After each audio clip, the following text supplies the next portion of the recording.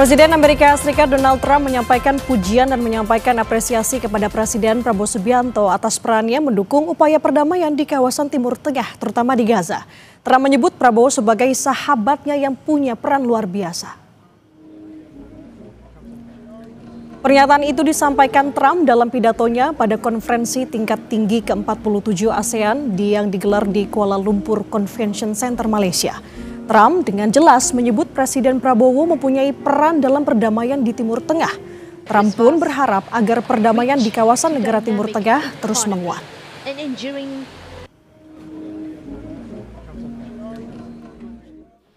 That also includes the end of the war in Gaza. We've signed a very strong agreement. We have 59 countries involved, and we have numerous of them right here at this table. Like, as an example, Indonesia, my new friend. Thank you very much for helping. We appreciate it. I want to thank Malaysia and Brunei as well as my friend, President Prabowo of Indonesia, for their incredible support of these efforts to secure the new day for the Middle East. It really is a new day. There's never been a period of time like this. The Middle East will have peace after 3,000 years. This is a very strong peace. It's going to be an everlasting peace. Sementara itu, Presiden Prabowo mendukung keterlibatan Amerika Serikat di kawasan ASEAN, termasuk dalam upaya memediasi konflik Thailand dan juga Kamboja. KTT ke-47 ASEAN mengangkat tema Inclusivity and Sustainability. Pada momen pembukaan KTT, Prabowo bersama dengan pemimpin negara ASEAN lainnya menandatangani deklarasi penerimaan Timur Leste sebagai anggota ASEAN yang ke-11. Prabowo juga menghadiri rangkaian konferensi lainnya, yakni KTT ASEAN Jepang, KTT ASEAN India, dan KTT ASEAN Amerika Serikat. Ladies and gentlemen. Baik, bagus, baik. Kita we support continued U.S. engagement with ASEAN.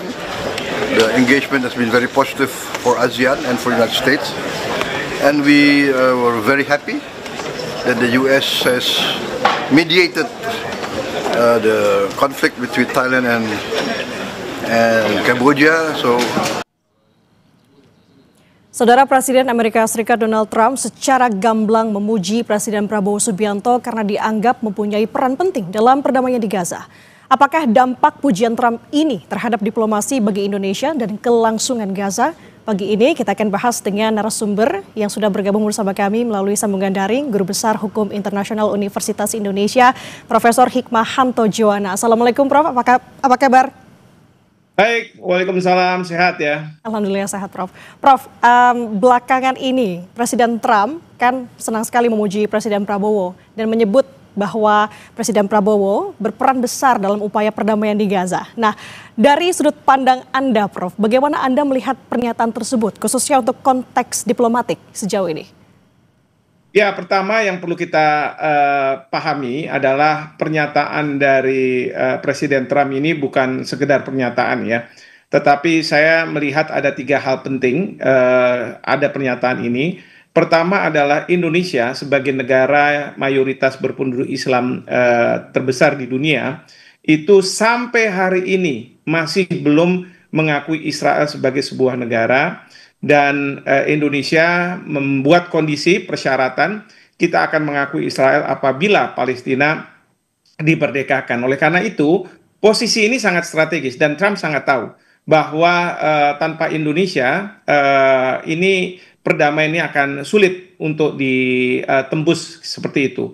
Hal yang kedua adalah saya melihat bahwa memang ada keinginan besar dari Israel untuk melakukan normalisasi hubungan dengan Indonesia, dan itu dilakukan melalui Amerika Serikat. Dan kita menggunakan bargaining chip ya untuk mengatakan bahwa kita akan mengakui Israel, tapi dengan catatan Israel harus mengakui Palestina sebagai sebuah negara. Ini juga menurut Trump saya rasa ini sangat penting.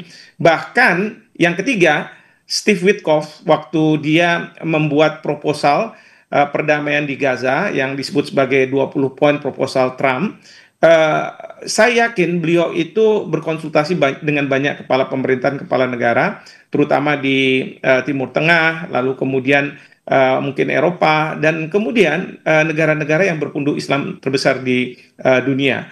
Eh, Indonesia itu salah satunya, dan Indonesia memberikan pemikiran-pemikiran sebagaimana terrefleksi dalam pidato Bapak Presiden pada waktu Majelis Umum PBB, sehingga support dari Indonesia ini sangat penting bagi Trump untuk bisa mengajukan proposal ini ke Netanyahu, Israel maupun ke Hamas. Dan ini sudah dilakukan. Dan terakhir, peran strategis dari Indonesia adalah sebagaimana disampaikan oleh Presiden pada waktu pidato, yaitu akan menyumbang 20.000 bahkan lebih pasukan untuk masuk dalam ISF, International Stabilization Force. Sementara kita tahu Amerika Serikat hanya berkomitmen akan mengirim hanya sampai 200 pasukan. Sementara di negara-negara Timur Tengah kita masih belum tahu, tapi saya tidak yakin sebesar Indonesia. Sehingga ini sangat penting. Nah, oleh karena itu dampak dari apa yang disampaikan oleh Trump, apresiasi terhadap Presiden Prabowo, adalah Indonesia akan punya peran yang sangat sentral dalam mengawal nantinya kemerdekaan dari Palestina. Saya berharap Bapak Presiden, saya tidak tahu apakah masih ada pertemuan dengan Presiden Trump, bisa mendorong agar pertama segera dibentuknya ISF, supaya gencatan senjata ini bisa terus terjaga, terpelihara. Yang kedua adalah menurunkan ISF, International Stabilization Force. Dan Indonesia, kita menurut Bapak Presiden sudah siap pasukan TNI kita untuk segera masuk ke sana, bahkan juga membuka berbagai bantuan, termasuk gelaran rumah sakit darurat yang akan ada di Gaza untuk mengobati para rakyat sipil yang ada di Gaza. Dan terakhir, saya berharap Bapak Presiden bisa menyampaikan pada Presiden Trump bahwa sebaiknya kepala pemerintahan transisi nantinya akan dipimpin oleh warga negara Indonesia.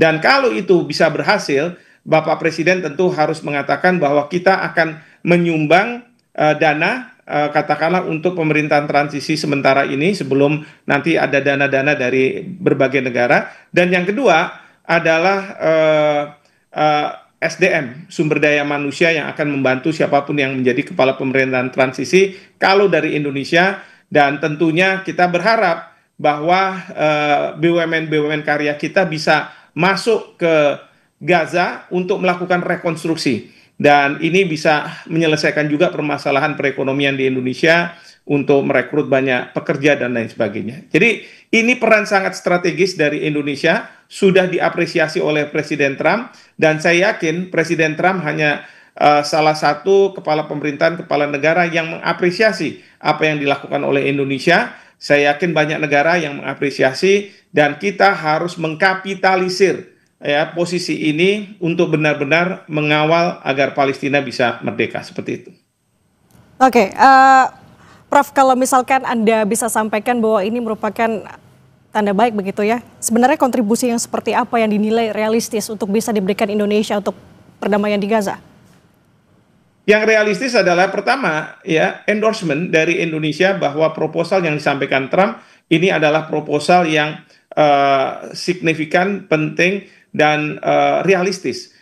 Buktinya adalah Presiden Trump mengundang Pak Prabowo, walaupun beliau datang ke sana, Presiden kita datang ke sana tidak menyampaikan apapun, tidak berbicara dan sebagainya, tapi kehadiran beliau sangat dibutuhkan. Sama seperti pada waktu Presiden Prabowo dalam masa genting di dalam negeri harus datang ke Cina dalam rangka hari besar di Cina, itu bagi Presiden Xi Jinping kehadiran Indonesia melalui Presiden Prabowo itu dianggap sangat-sangat signifikan.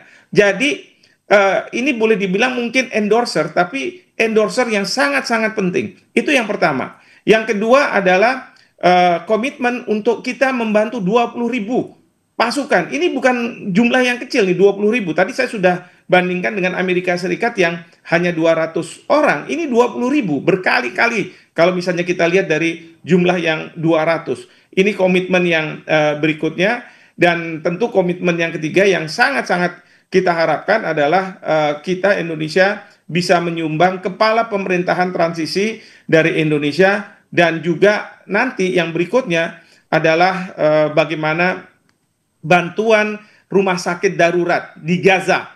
Karena ketika Presiden masih menjadi Menteri Pertahanan, beliau sudah mengirim pasukan kesehatan dari TNI untuk melakukan pengobatan bagi warga Gaza. Dan yang terakhir, saya berharap betul bahwa Bapak Presiden bisa mendorong agar BUMN kita bisa berperan di sana. Mau itu BUMN karya, BUMN yang berkaitan dengan mungkin masalah infrastruktur, kemudian juga perbankan, itu harus bisa berperan di sana. Kita harus kapitalisir. Jangan sampai nanti Bapak Presiden sudah membuat ini semua, bagaimana dunia percaya dengan Indonesia, tapi Danantara tidak bisa berbuat apa-apa. Tapi menteri-menteri tidak bisa mendukung kebijakan dari Presiden. Ini yang harus dilakukan oleh para pembantu Presiden. Jangan sampai Presiden hanya berdiri sendiri dan dapat apresiasi tanpa ada follow up. Jadi ini sangat penting. Ya, jangan kita hanya berkutat di dalam saja, di dalam saja.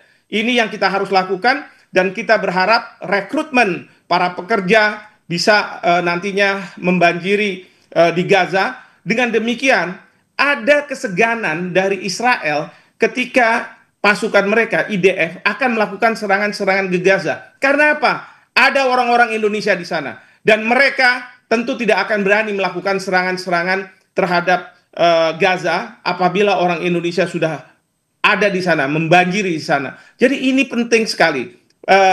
Satu posisi yang sangat-sangat strategis. Demikian. Oke, kalau saya tangkap berarti instruksi dari pucuk pimpinan Presiden di sini juga harus selaras dengan pembantu-pembantunya ya. Dalam arti di sini menteri-menterinya.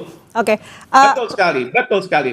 Jangan sampai menteri-menteri cuma diam saja tidak mengambil kebijakan karena takut kehilangan kursinya dan lain sebagainya. Itu tidak boleh seperti itu. Oke, Prof, kalau kita kembali lagi mengenai posisi Indonesia sejauh ini ya, Prof. Kita tahu bahwa kompleks sekali membicarakan mengenai isu di Gaza, konflik di Gaza. Kita tahu ada keterlibatan aktor besar seperti Amerika Serikat, Iran, dan juga Mesir begitu.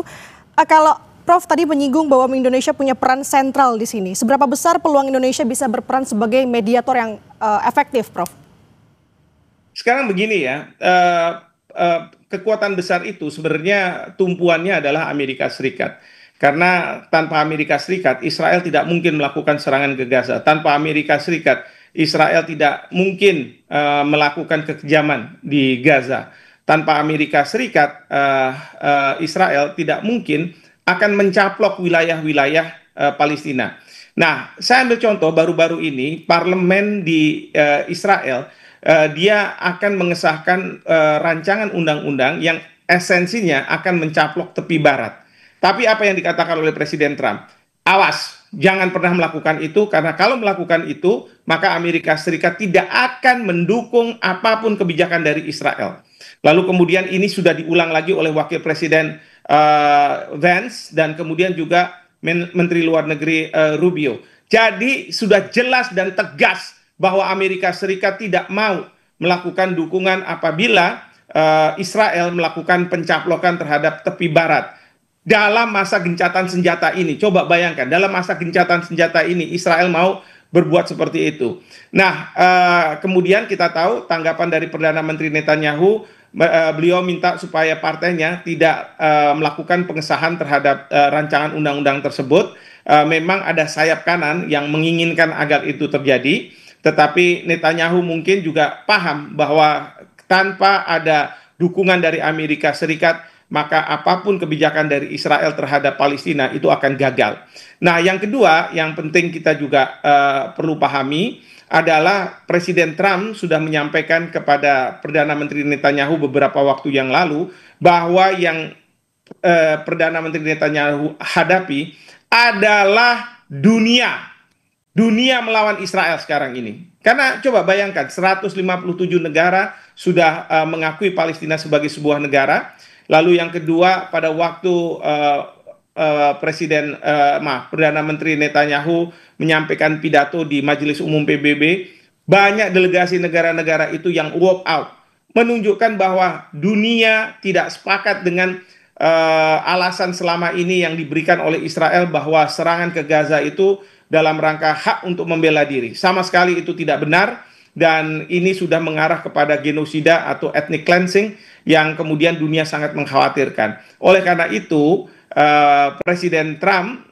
mengatakan kepada Netanyahu bahwa Anda nggak punya pilihan lain pada waktu itu terkait dengan proposal 20 poin untuk menerima proposal ini. Kalau tidak, Anda akan menghadapi dunia. Jadi ini hal yang penting. Nah, sekarang peran Indonesia seperti apa?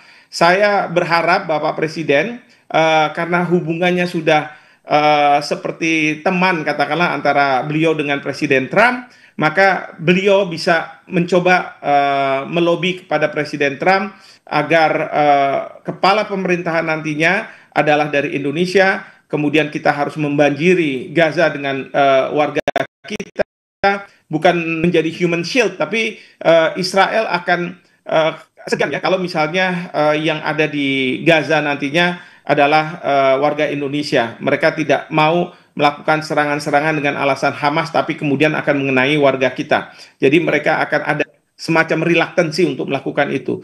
Jadi masih banyak ruang yang bisa dilakukan oleh Bapak Presiden kepada Presiden Trump, ya. Tapi dengan catatan tadi follow up, ya, ini harus dilakukan follow up apa yang dilakukan oleh Bapak Presiden oleh para pembantunya. Oke, Prof, kita tangkap tadi poin-poin yang Prof sampaikan. Salah satunya adalah harapannya bahwa kepala pemerintahan transisi ini bisa berasal dari Indonesia. Kita harapkan ini sebuah pesannya bisa diakomodir pemerintah dan juga diimplementasikan oleh pemerintah. Terima kasih Profesor Hikmahanto Juwana, pakar hubungan internasional Universitas Indonesia. Selamat pagi Prof, sehat selalu. Assalamualaikum. Waalaikumsalam, terima kasih.